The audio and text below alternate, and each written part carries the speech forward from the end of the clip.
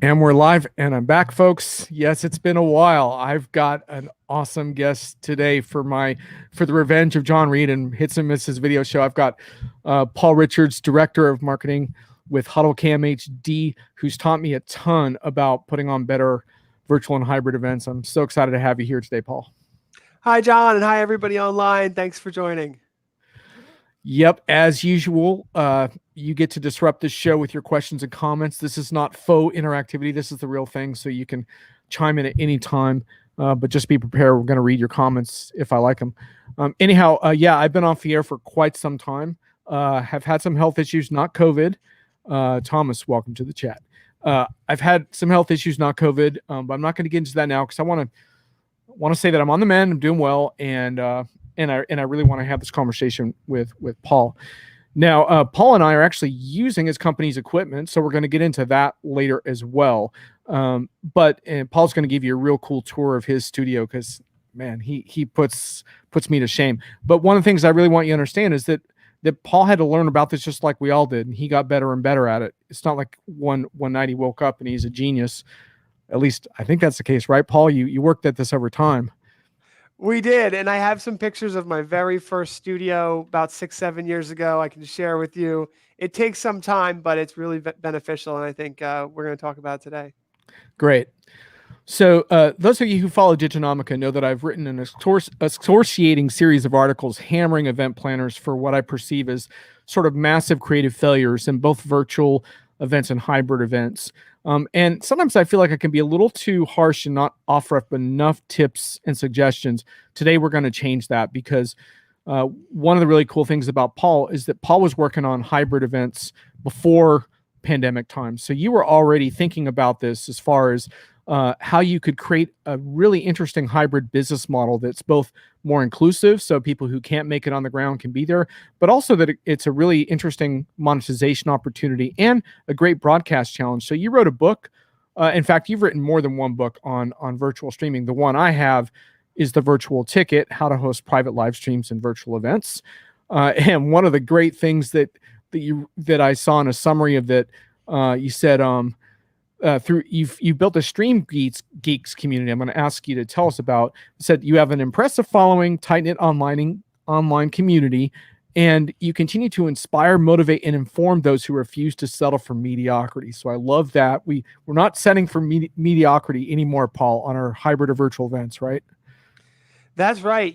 We saw this coming long before the pandemic. The need for live video communications and streaming to make your event much more scalable and reach audiences all around the world is important today. It'll be important tomorrow. But today, it's imperative that we learn how to rise above kind of the mediocrity and, shine and make your events come alive. We all know this is not something that's going to go away tomorrow at this point.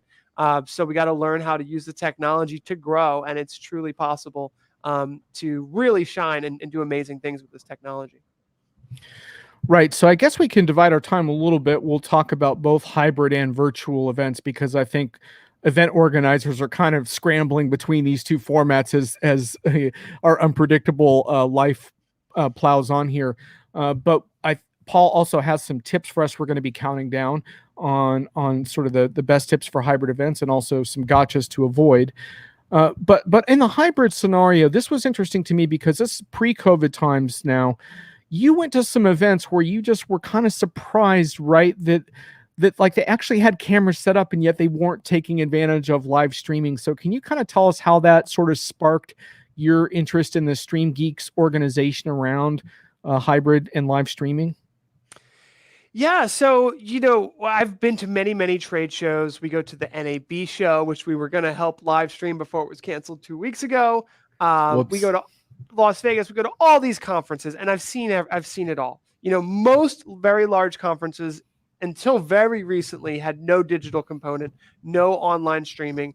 The National Association of Broadcasters, who is you'd think would be broadcasting, was only streaming to a private network that was only on their website because they wanted so much control.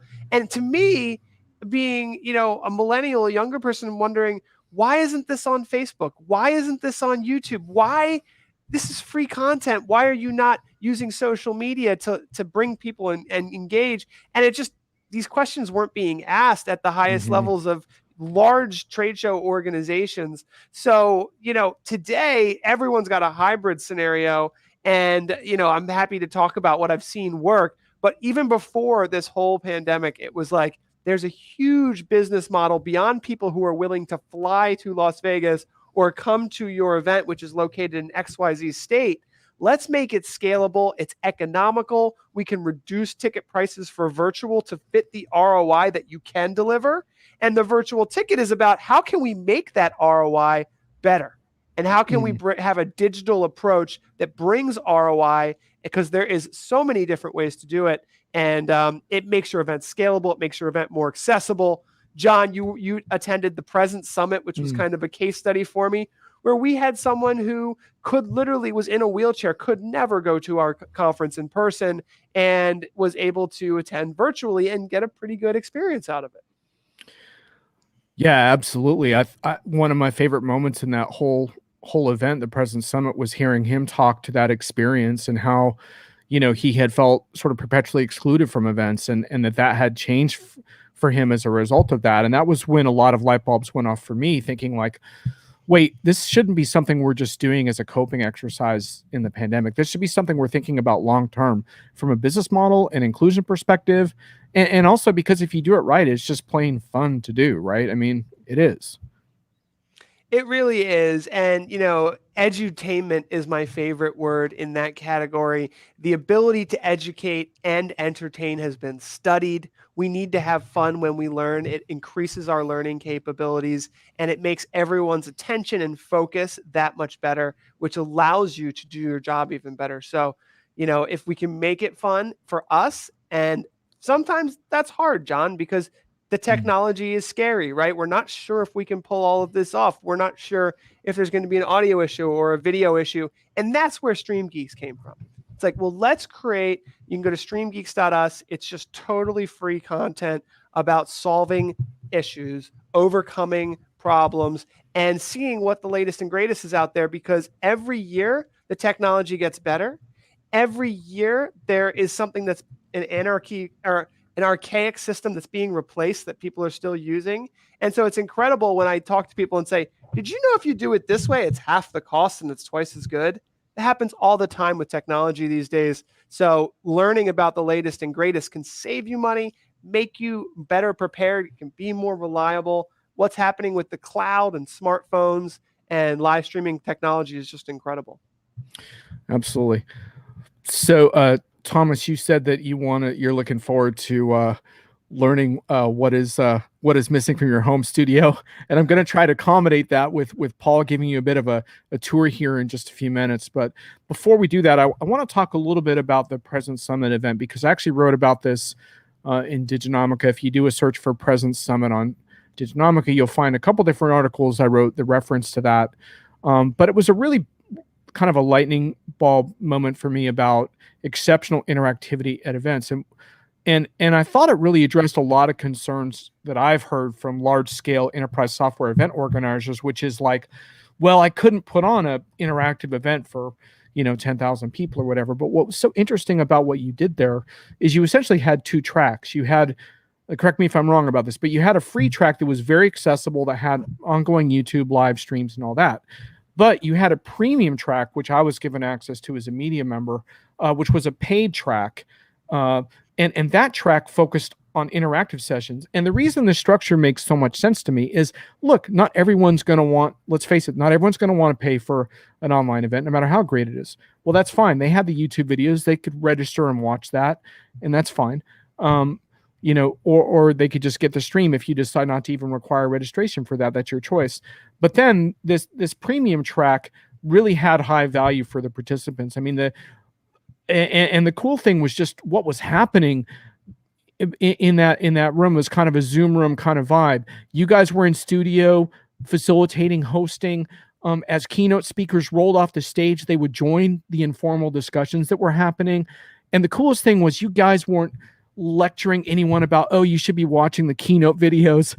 Like, you were okay with that because you knew, like, look, if I really want to watch a keynote video, I can catch the replay later. But that's what we saw backstage, and it was so cool too, because the keynote speakers would come off and they were like really different types of people from really different backgrounds, and suddenly they're having this discussion with attendees, and it was just such a fantastic environment. And you had folks like the author of the landmark book, The Experience Economy. I'm spacing on his name, Joseph Pine. Yeah, Joe Pine was back there, and I mean that guy is like hugely influential in the whole sort of vision of the experience economy that I think informs these ideas. So to me, that was just such an amazing event, and I was so inspired by it. And then in the subsequent months, I got a little bit disappointed to see so few people even try it. But that was really cool, right? As far as just sort of proving that kind of model can work. Well, yeah, and we've kind of pioneered that model via Stream Geeks on a normal live stream, monthly live stream, where it's like we've got the live stream and we know there's a lot of people who like a passive experience. They don't want to turn their camera on. They don't want to turn their microphone on. They just want to watch passively. Maybe they're doing work and they have it on in the background. You know, who knows when you've got 100 viewers, how many of them are intently focusing. Right. But to give the attendees the option to upgrade their experience and collaborate and share and ask those questions directly to the speakers who, after they leave the live stream track, go into the Zoom session. It was a really great experience for everybody. And we actually worked directly with Joseph Pine to not only design that model, but then to design something he called a World Cafe collaboration session, where you take a large group of people in a Zoom meeting, and maybe it was 100 people, and you break them down into smaller breakout groups so that more people have more voice and people can collaborate and get to know people a little bit more intimately. And I felt like that side of it also turned out really well. And these are off-the-shelf tools. We're talking about free YouTube live streaming. We're talking about a regular Zoom room license. It wasn't even a Zoom room. It was just a Zoom meeting license. And, you know, those are the tools we used to put together something that was really, impactful. Absolutely. In just a sec, I want you to give a tour, but I just wanted to ask you about some of the sort of various terminology that you sent me and how you think about this. One of the things you talked about was thinking digital first. What did you mean by that? Yeah. So, hybrid essentially means that you've got people in a room and then you've got online audiences. And I think if you have that, you should all have somebody in your organization thinking digital first, because too many times the live stream is just a camera in the back and there's no interactivity and nobody is thinking digital first. Right. What I'm seeing now is people going, you know what? The audience online is so much bigger than the people who are attending. We need to start thinking digital first. And depending on your, where you're at, you might be somewhere in the middle, but you need to set that line. That's the bar. It's digital first thinking. It's like, that's where you're interacting. That's where you are, considering the audience, helping them upgrade their live stream experience to a virtual meeting experience, even if it's just for concierge service. Like, what is the best digital first experience that we can possibly deliver as an organization? And can you get there and still have your event? Yes. But don't forget that digital first is kind of the modern future of, for online attendees. If you've got somebody thinking digital first, the online attendees will know, they will stay, and they will ultimately get more value out of your event. Excellent. And I want to get into more a little bit later about sort of making the most of hybrid event structures and things like that. But let's talk about your studio. So first of all, you and I are both using HuddleCam HD cams for today's event. Now I'm now officially, thanks to you, part of a HuddleCam HD so-called influencer program. Though let's be fair, I'm not sophisticated with this type of thing. So I'm not. And my home office studio that I'm filming in now doesn't give me a whole lot of flex, though I'm working on an office studio that I think is going to be a little more flexible in terms of what I can do, because the HuddleCam's got a lot of various zoom and panning and tilting options I can't use as well in this space. But the thing that I guess I wanted to say was, like, it's pretty neat that I got something like that was so much more powerful than this like Zoom camera that I had before that was like, it was kind of like the stream was choppy, and it was just like, and people have heard me say on these shows that I don't give a crap about production values, but that's not true.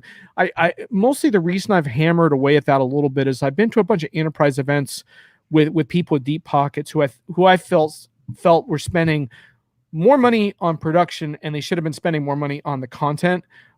But that's a different problem. I do think it's important to think about production and especially audio, but I count video as well. So, Paul, why don't you show us around a little bit and show us how your studio's set up? Yeah, I am excited to do that. One thing I want to do before I completely show you, and if you want to take me full screen here, Oh yeah, let me see if I I, can. I would like to show you guys where I started before I show you guys where we're at now. 6 or 7 years ago, this is me in front of a green screen, and I had a camera zoomed into me. I went into a green screen, and that was how we did it. You can see kind of like what that looked like. I mean, it was nothing fancy. It was like a conference room in our office. And we went through like a really creative process that we were like, you know what, this is working. Like we're getting views on YouTube, we're live streaming. We were making a lot of videos and a lot of live streams, and every once in a while, one would go somewhat viral, right? One would get really popular, and we were like, man, this is making a significant impact on our business. So we actually hired some professionals to put together. This is our first studio that we ever did.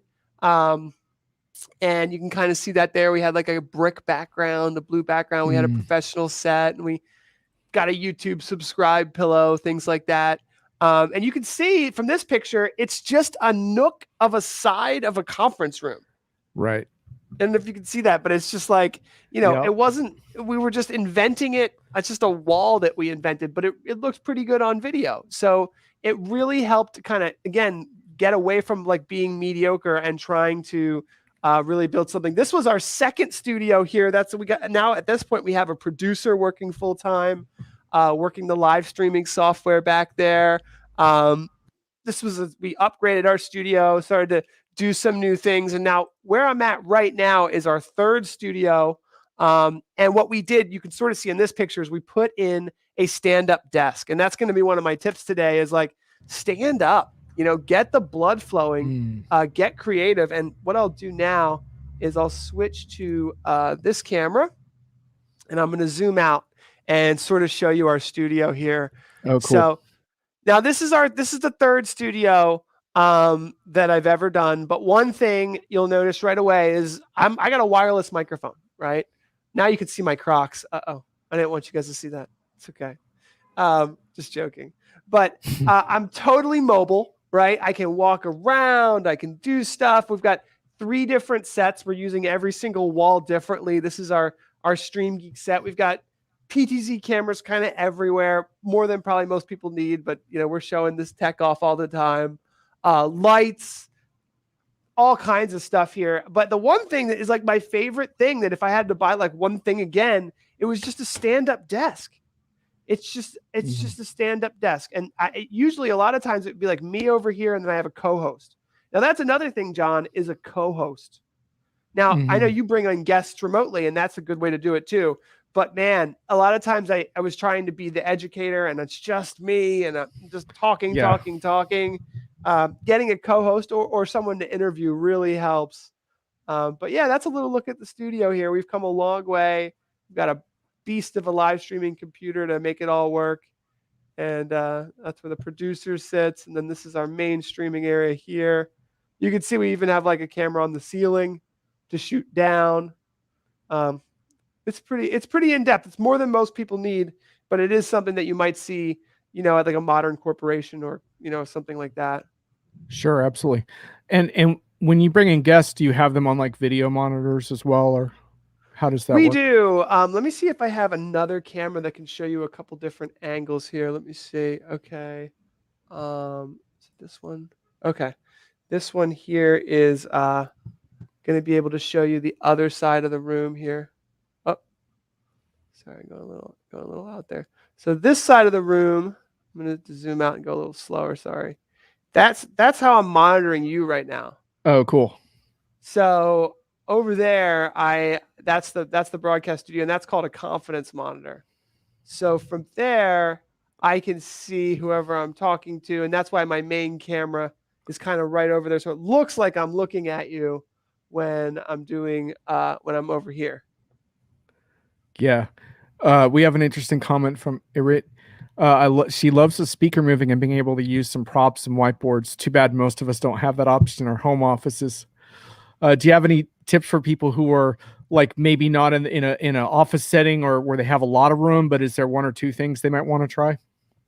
Well, you mentioned that you're using the HuddleCam HD Pro, and that's like a mini PTZ camera. So what that allows you to do, you can zoom in and out. It's like a webcam with a remote. So you can zoom out.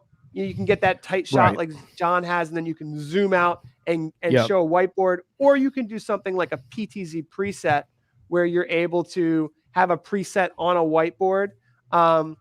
There's a lot of tricks. Like you just saw 4 or 5 different cameras, right? How did I do that? Well, we're using OBS, which is a free software that allows you to kind of connect. So I'm connecting to Streamlabs. So maybe if your home office is a little messy, maybe you just have like one little whiteboard area with a second camera, and then you can switch the 2 cameras that you have with OBS, but still maintain one connection to Zoom or StreamYard or whatever you're using for your video. Absolutely. Yeah. And one thing I'll say too, like for me, one things that helped me with, because you guys sent me this demo version of the HuddleCam HD and once I got it figured out, I was playing with the presets because what I realized was, yeah, that's a zoom in and out that I can do. But what the big thing for me was the lighting presets, because like if the sun goes down or changes here, my lighting totally changes because I have these huge windows on the right-hand side. So I've got all these presets now so I can be like, okay, it's getting darker. And in the middle of a broadcast, that's pretty awesome because before that, and I think anyone in a home office setting where they have sunlight, like those presets can be super handy. Yeah, the HuddleCam HD Pro is great. And then there's an IP version of the HuddleCam HD Pro, which is Ethernet connected and powered over Ethernet. So in my home office, which is like it's kind of big because it's on my 3rd floor, I've actually got like 3 or 4 network connected cameras because you run out of USB ports at a certain point. So if you want to have like a close, because I like make things sometimes, so I have like a close-up camera, a webcam, and then maybe like one more different angle camera, and go using your network. Now I know a lot of people just have a router from their internet service provider, but if you get a network switch, you can power like 2 or 3 more cameras pretty easily and bring them in over the network as opposed to trying to run all these USB cables and running out of connections. Talk to us a little bit about lighting. How do you think about lighting for event? Not so much for Zoom, like casual office meetings, but for like events that you might put on or charge for. How do you think about lighting? Well, you really should have 3 lights at least, or 4 per person, as crazy as that sounds. And that's like perfect scenario. Right here, right now is not a bad way to show it off. You see, I've got one here. So that's like that would be a fill light from behind. Then on the other side, you can barely see it, but that's like the key right there. And then in the corner over here, I've got my backlight. So it's a lot of lights. It's more than people realize. 3 is the minimum, and then 4 is ideal. I've got 4 on right now. And you can just see look like behind my hair, it's like there's a hair light. So I pop off the background because there's light behind me that helps me kind of pop off. You don't need to light the background as much as you need to light the subject. Right. Yeah, it's interesting on lighting. Do you have if you go to Stream Geeks, do you have some lighting stuff on there? We do. I can't remember. We've been making articles for 6 years, so I can't remember back. There's got to be. But if they do a search on lighting on Stream Geeks, they could probably find something. Yes. Yeah, I will say too, when I got a higher def webcam, it did put the pressure on me to work on my lighting some. And I've got a bunch of lighting from my former video production days, but a lot of them didn't work in this space for a variety of reasons. But ring lights are super affordable, and the ring light that your team recommended like definitely upgraded my lighting significantly. And I do have a side light going on, and I could have set up a third. But yeah, I totally agree with you, because every light that I turn on, if it's well placed, like definitely improves the setup. And my lights are very inexpensive. I find it's more about placement than the expensive nature of the lights.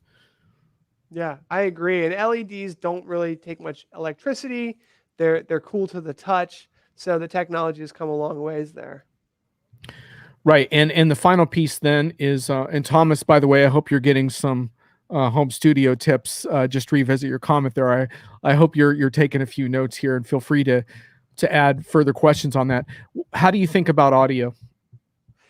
So, audio is super important. It's more important than video. And when we're talking about hybrid events, in-person events, it's complicated. It really is. In fact, if I grab, I actually have some diagrams if you wanted to see what. So basically, I don't know if we mentioned this on the stream. We were talking about it earlier. I was just about to put on the official NAB show live stream in NAB at NAB in Las Vegas next week. So I would have been in, if it wasn't canceled, I would have been in Las Vegas right now. And my plan for Las Vegas was going to have 4 people with headsets and microphones. Okay. And the reason why is because it's a noisy, I was assuming it would be a noisy convention hall. So everyone can hear each other because they've got the headsets. And then there's a back channel from the producer. So if the producer says, hey, you wrap up, there's only 5 minutes left, the back channel from a digital audio mixer, which I have here, but we don't need to go that technical. It helps communication. This is if you're like on set, like you see it in like news broadcasters at the baseball games and whatnot, you go with something like this. I'm in a studio right now. And again, I'm mobile, right? So this is a wireless headset, so I can walk around. It's always right there. It doesn't matter if I look this way, it doesn't matter if I look that way, because I'm mobile. I need to move. I like to keep the blood flowing. What you've got going on is great, but it does really kind of anchor you to that location. If you walk to the whiteboard, I'm probably not going to be able to hear you very well. No, not at all. Exactly. Yeah. No, it's true. I'm definitely like ergonomically bound, whereas you're able to really move around. So, but definitely like that proximity between, your mouth and whatever's picking up your sound is crucially important, especially in a hybrid scenario where there's background noise. There's no question about that. And I'll give you a secret that I do. And I was literally on the phone with people from Zoom, because I work with Zoom a lot, and they're like, how do you get your audio to sound so good? Like, please tell us. And it basically, I'll be honest, this is a $500 microphone. So yeah, maybe that's out of reach for a lot of people, but this is a really expensive DPA microphone from Europe. And then I take that audio and I use professional audio plugins from Waves. And it's just audio processing. So what it'll do, it's like a radio broadcaster. Like, they're going to compress it, so my voice doesn't peak ever. And even if I start yelling, it's going to compress.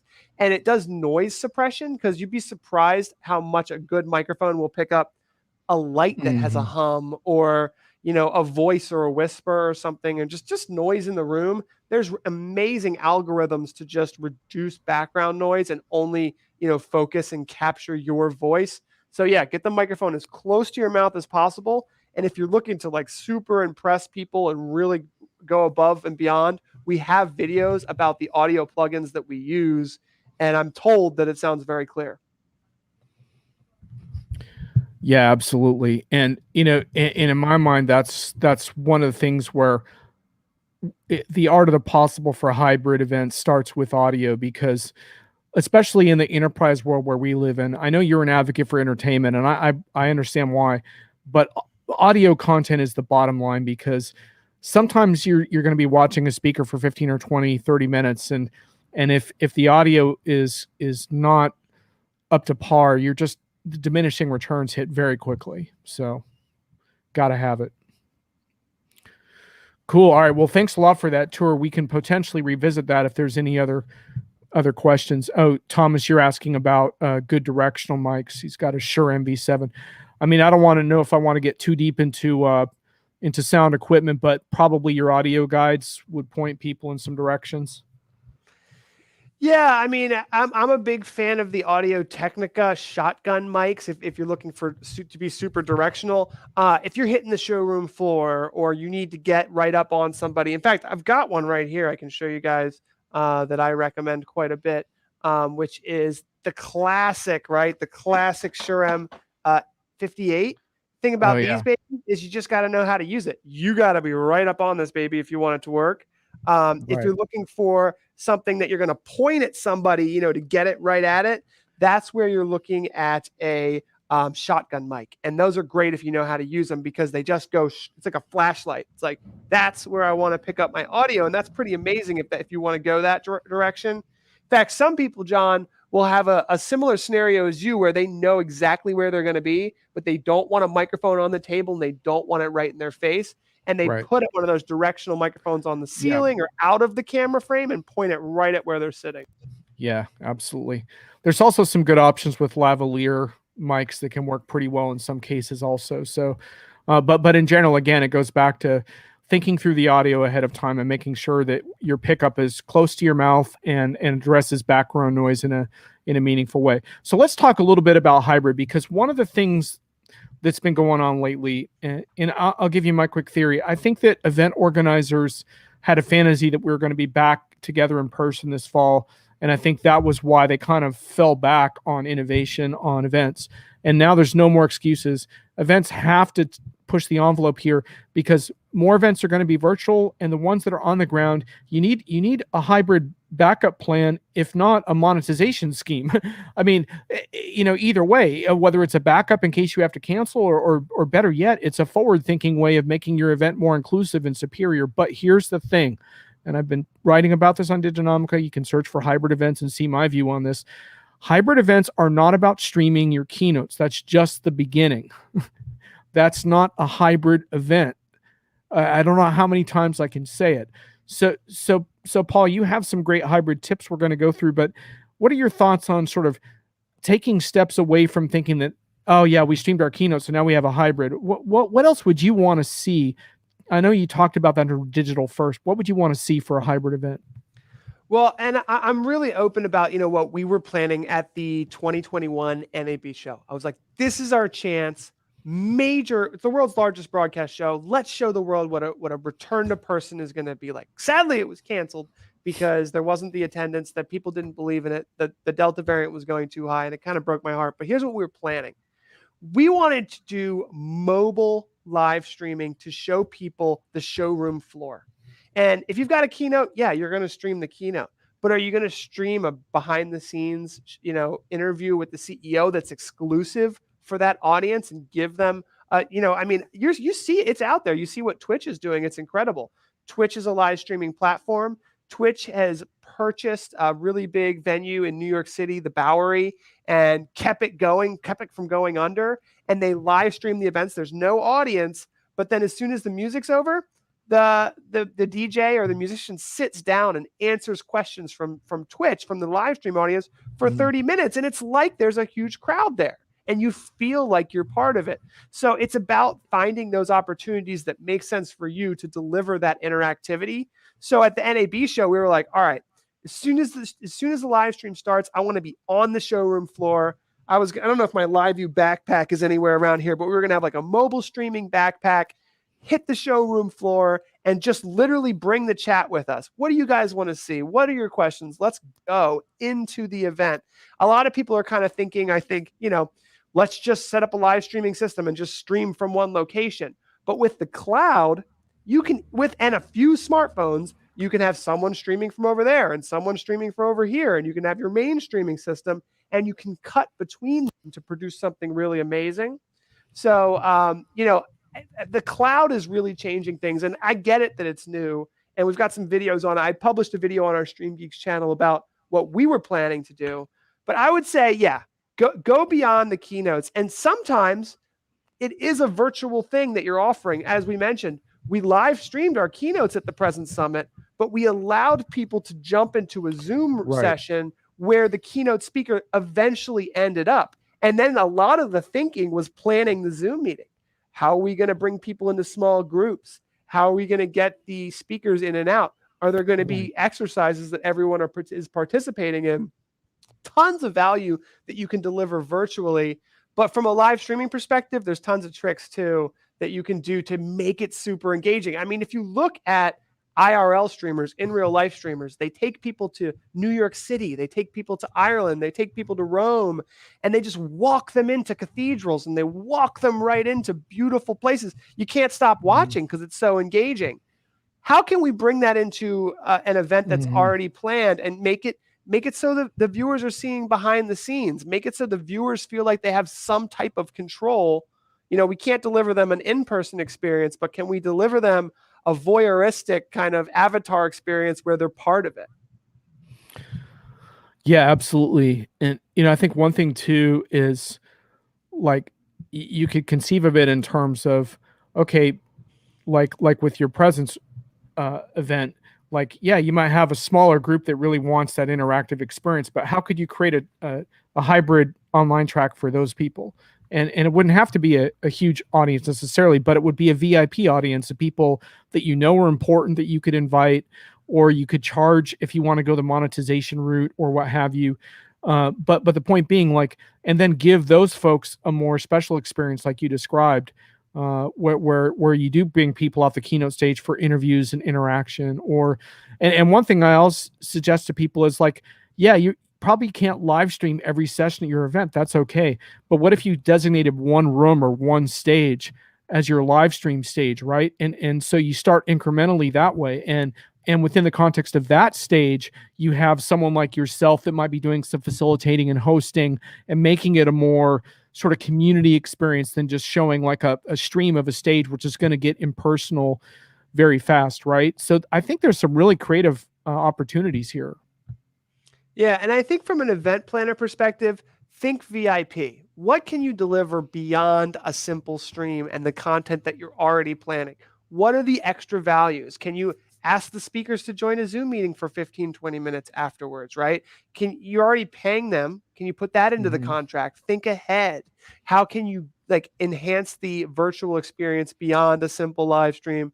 And I think Zoom and other platforms make it really easy. You could roll a Zoom room in a mobile cart into the space, right? And it just got the Zoom meeting. So now the speakers can see all the faces of the people who are actually talking, right?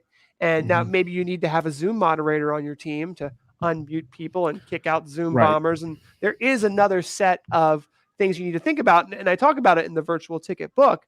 So it's not easy. I'm not going to say it's easy, but using Zoom simplifies it, right? Using off-the-shelf live streaming software makes it easier. And then hopefully you can get, as a event planner, get into that creative mode, get into that mode of thinking that you're good at, right? That's what you're good at. You're an event planner. Just got to shift the way we look at things.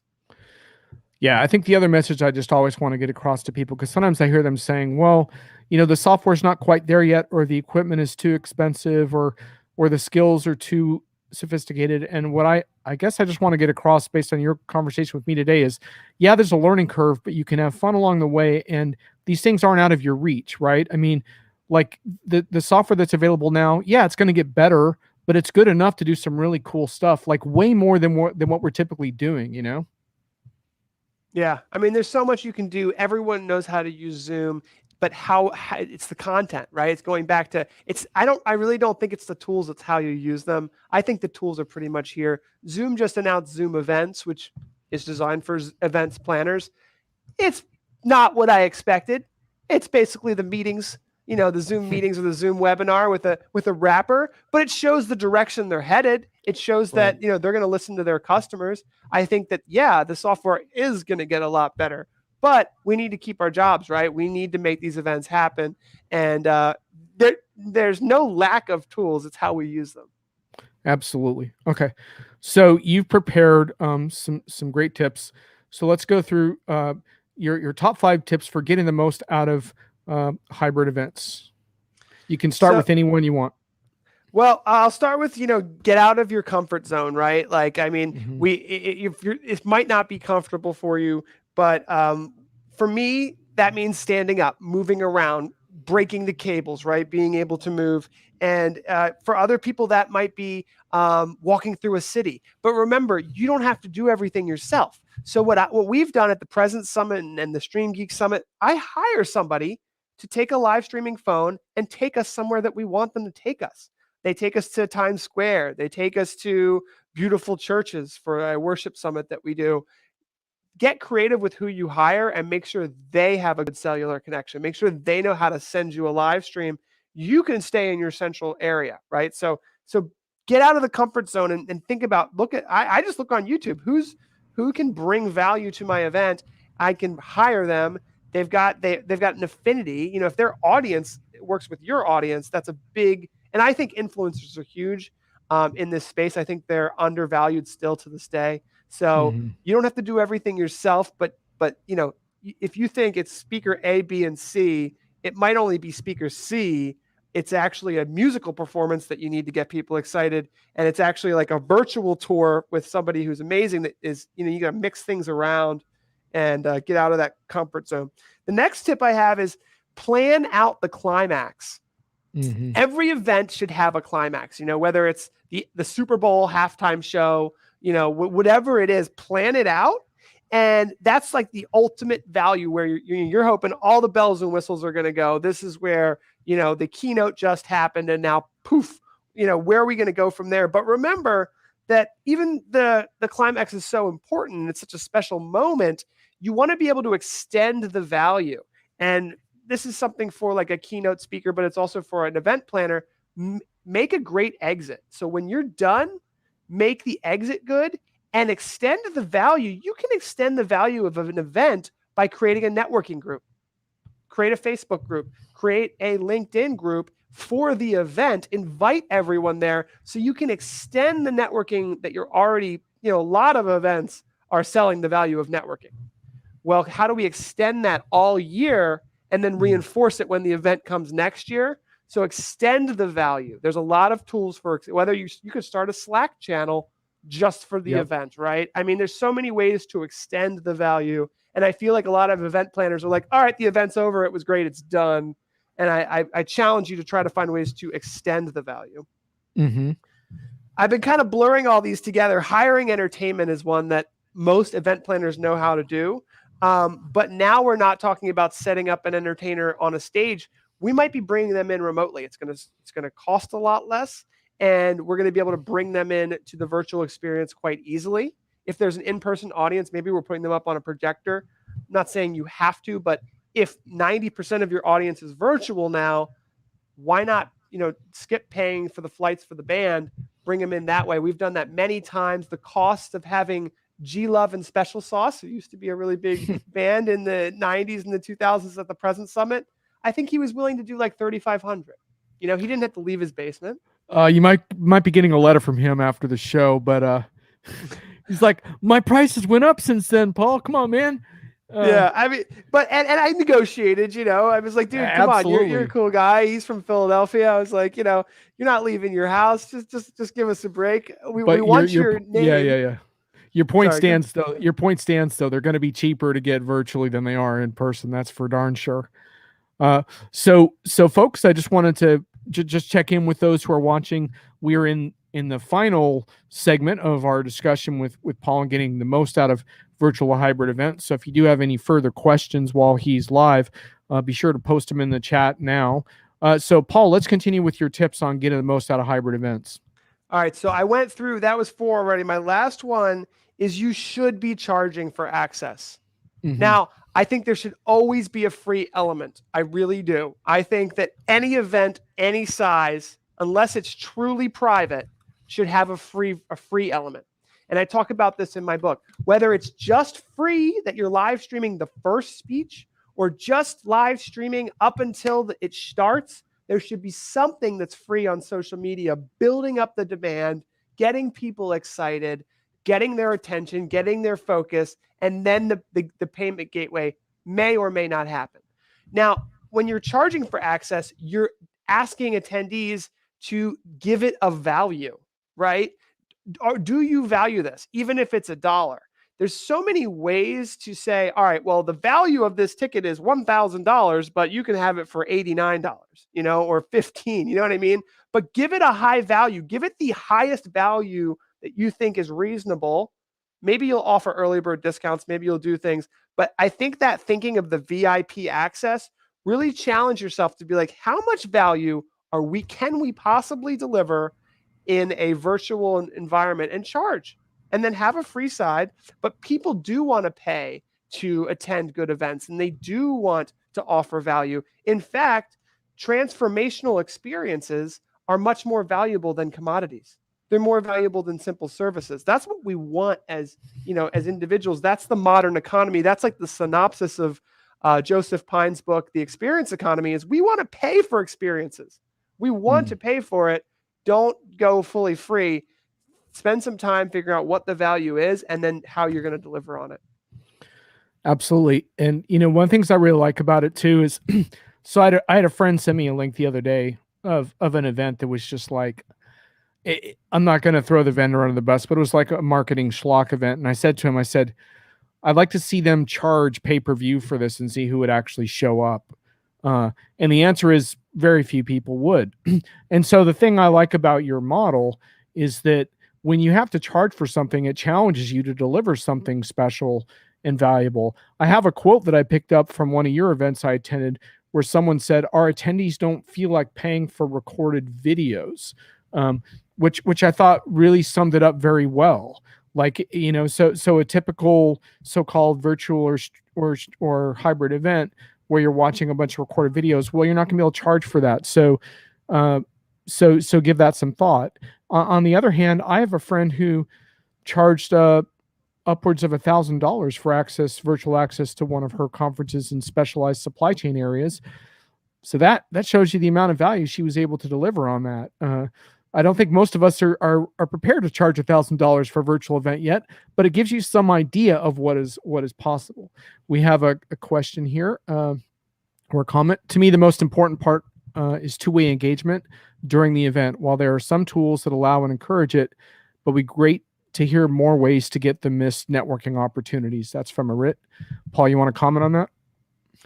Well, certainly, LinkedIn groups, Facebook groups. Another one that we use, which was quite interesting, is obviously, there's YouTube and Facebook comments and things of that nature that you should have a person definitely, watching those comments, bring them to the audience and make the people feel like they're heard, showing comments up on the screen. But an interesting one that we did was we actually used the Zoom chat interface. And I don't know if a lot of people don't know Zoom has like an integrated chat.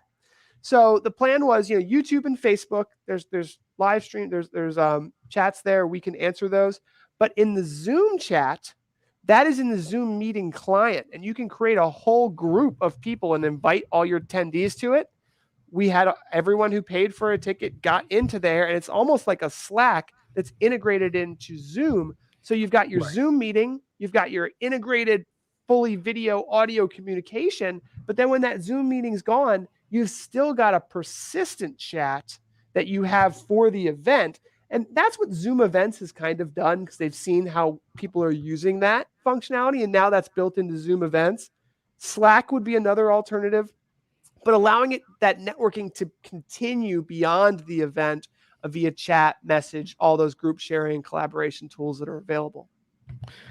Yeah, I went to an interesting event. It was a science fiction event, so it wasn't an enterprise software event, but they were using Discord for some of those channels, and I thought it worked pretty well.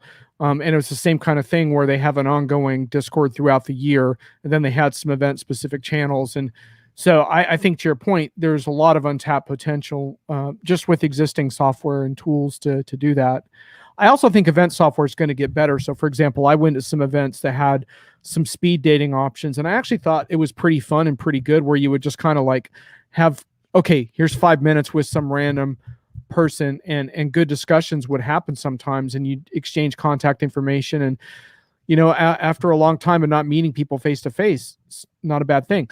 But I think those things are going to get better, right? Where they're going to get better at like pairing you with people who share your interests. So it's not totally random, but it's like, it's a connection of people who want to work on the same topic. But there's a lot out there now you can do with this. Paul, we got to all your tips, right? Yes. All right, but we do have a couple of gotchas as well. Common mistakes. So let's do those. What are a couple of common mistakes you see that don't work well? Well, one thing is everyone's made an audio mistake in the past. So obviously, if you're going wireless, check your batteries. If you're setting up a live streaming system, do it the day before and test everything. Don't do it the morning of, right? Give yourself time. So time, prep, obviously. Prep on the marketing side, right? Because you don't want to do all this work and not get anybody there. You need a lot of time to lay all of this stuff out and do the marketing. You guys know that. But prep on the setup side of the actual tech and the audio, because if your audio doesn't work, you're pretty much, you're lost. What was the other one I had? Sometimes there's literally events with no entertainment. So I feel like you gotta find, even if it's just going to be preparing jokes, you gotta figure out some way to be entertaining and find that edutainment capability. And I'm lost for what the other one was. I have my notes here, but I forgot my third one. I'm sorry, John. Oh, no worries. Those were good. Yeah, and we have a comment here about recorded videos. For that, go to webcast.